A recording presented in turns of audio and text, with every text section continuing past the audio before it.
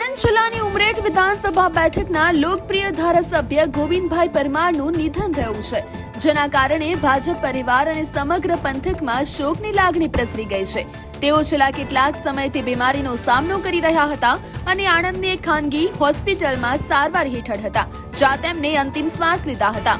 1952માં જન્મેલા ગોવિંદભાઈ એક સાધારણ પરિવારમાંથી આવતા અને જમીન સાથે જોડાયેલા નિષ્ઠાવાન નેતા તરીકે જાણીતા હતા. એક પાયાના કાર્યકરથી ધારાસભ્ય સુધી પહોંચેલા ગોવિંદભાઈના નિધનથી આણંદ જિલ્લાએ એક અનુભવી અને લોકસેવક નેતા ગુમાવ્યા છે. તેમના અંતિમ સંસ્કારમાં ભાજપના દિગ્ગજ નેતાઓ પણ પહોંચ્યા હતા, તેમજ રાજકીય અગ્રણીઓ પણ જોડાયા હતા. ઉમરેઠના ધારાસભ્ય ગોવિંદભાઈ પરમારના નિધનથી ભારતીય જનતા પાર્ટીએ એક નિષ્ઠાવાન આગેવાન ગુમાવ્યા છે. પ્રદેશ અધ્યક્ષ જગદીશભાઈ વિશ્વકર્માએ તથા કોંગ્રેસના નેતાઓએ પણ ઉપસ્થિત રહ્યા હતા અને ગોવિંદભાઈના પાર્થિવ દેહના અંતિમ દર્શન કરી શ્રદ્ધાસુમન અર્પણ કર્યા હતા.